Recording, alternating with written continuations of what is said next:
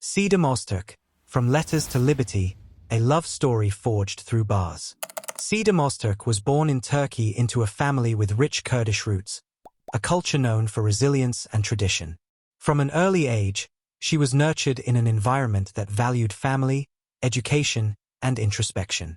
When she was still a child, her family relocated to the United Kingdom in search of a better future. Sidem would grow up in London, where the multicultural melting pot exposed her to various walks of life, but her personal nature always leaned toward quiet observation rather than loud expression. Living in the UK presented both opportunities and challenges. Sidem adapted quickly to her new surroundings. Over the years, she cultivated a deep love for learning, which led her to pursue higher education in psychology, sociology, and philosophy. Her academic background equipped her with not only knowledge but empathy, an emotional intelligence that would come to define her later choices. After earning her qualifications, she became a social worker, working closely with vulnerable adults and children.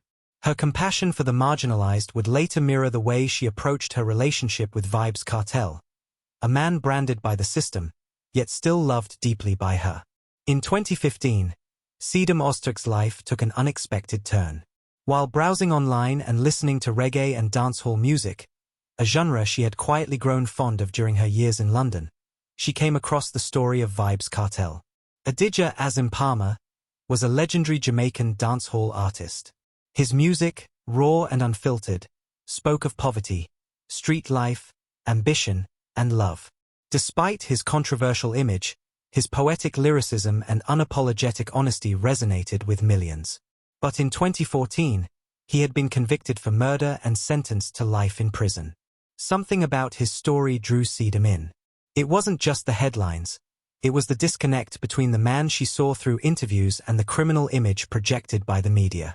She began writing letters to Kartel in prison, not out of romantic interest, but from a place of curiosity and empathy. To her surprise, Kartel responded. Their exchange started as friendly correspondence, discussions about philosophy, spirituality, and their mutual love for literature. Sidem found in Kartel a man of intelligence and introspection, not merely the dancehall world boss the media portrayed. He, in turn, was drawn to her calming presence and the fact that she never treated him as a celebrity or criminal. Over time, their letters became more personal. Kartel would describe his days behind bars, the mental games of incarceration, and how writing and music were his only escapes. Sidem offered comfort, perspective, and unwavering support. She became his confidant, a person with whom he could be vulnerable. In 2019, after years of writing and phone calls, Sidem made a bold decision.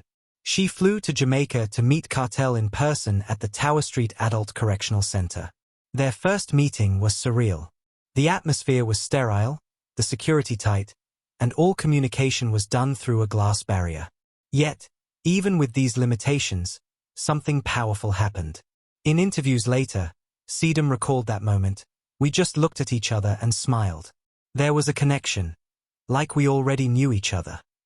The visit confirmed what both had begun to feel. Despite the circumstances, they were falling in love. From then on, Sidem became a regular visitor to Jamaica, sometimes spending weeks at a time navigating the challenging process of prison visits. She endured scrutiny, long waiting hours, and the judgment of strangers, all to be close to the man she loved. By 2022, the world started noticing the mysterious woman often seen near Vybz Kartel's legal team or at prison gates. Media speculation grew. Who was this woman? That same year, during one of her visits, Kartel proposed to Sidem Öztürk. The moment was not grand or public. It was intimate and heartfelt. She said yes. For Sidem, it was not about fame or titles. It was about standing by the person she loved, regardless of the circumstances. The engagement was confirmed publicly months later, and Kartel released an EP titled True Religion in her honor. The title track featured lyrics that declared his devotion and referred to Sidem as his only queen. The news of their engagement sparked global curiosity. Critics questioned her intentions. Was this a publicity stunt? Was she chasing fame? But Sidem kept quiet and continued to live in Jamaica. She managed some of Kartel's social media presence and stayed deeply involved in his business affairs. She avoided interviews for a long time, preferring to remain in the background. However, when she did speak, her words were calm, intelligent, and full of conviction. "Kartel is one of the most intelligent men I've ever known," she said in an interview. "He's loving. He's kind. He's real." Her support extended beyond romance. She was also vocal about the injustices in his trial. Along with his legal team and family, she campaigned for a fair appeal process, believing deeply in his innocence. Kartel's case had always been controversial. Though convicted in 2014, his legal team continued to appeal the verdict, citing issues such as evidence tampering and juror misconduct. Sidem stood by him throughout, attending court dates, liaising with supporters, and maintaining hope. She described the process as emotionally draining but spiritually rewarding. Then, in 2024, a dramatic turn occurred. Jamaica's highest court overturned Kartel's murder conviction due to serious procedural errors, including a compromised juror. After spending over 13 years in prison, the man Sidem loved was finally free. The moment of release was euphoric. Sidem waited outside the prison gates in a limousine. Cameras caught the emotional embrace between her and Kartel as he stepped into freedom for the first time in over a decade. They celebrated the night in Kingston, quietly and privately. For them, the joy wasn't in the spectacle. It was in knowing that the battles fought in silence had led to this moment. They later launched a YouTube channel, Kiss Me Baby TV, offering fans an inside look into their life post-prison. From cooking together to deep conversations, the channel showed a side of Kartel rarely seen before, soft, playful, and deeply in love. While many fans celebrated their love story, others remained skeptical. Some called Sidem a clout chaser. Others questioned how a woman of her background could love a man with such a controversial past. Sidem never retaliated. Instead, she maintained her dignity and kept her focus on the relationship. "I didn't fall in love with an image," she once said. "I fell in love with the man, Adidja. And I know who he is." In time, her consistency silenced many critics. What started as curiosity turned into admiration for her loyalty, patience, and strength. As of 2025, Kartel and Sidem have settled into their new life together. While he plans his return to music, she remains his anchor, balancing private love with public life. They've hinted at future plans, including possible marriage ceremonies and documentaries. Yet for Sidem, the mission has always been simple: to love and to stand by him. Sidem Öztürk's story is more than a love story, it's a testimony to human resilience.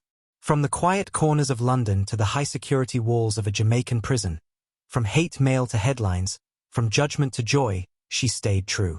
In a world often driven by image and immediacy, her relationship with Vybz Kartel reminds us that love can indeed survive the harshest conditions.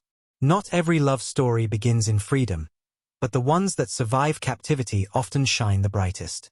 Though Vybz Kartel first proposed to Sidem Öztürk during a visit at the Tower Street Correctional Center, the true celebration of their engagement came after his release. No longer bound by steel doors and surveillance cameras, they could finally share their love on their own terms, with no glass between them. The moment Kartel walked out of prison in 2024, Sidem was waiting outside in a black luxury limousine. Cameras captured her tearful embrace and radiant smile as she opened the door for him. The crowd around cheered, but in that moment, they saw only each other. Later that evening, in a private suite overlooking Kingston's harbor, Kartel got down on one knee once again, this time without the restrictions of prison. The room was lit with soft candlelight and filled with white orchids, Sidem's favorite flower.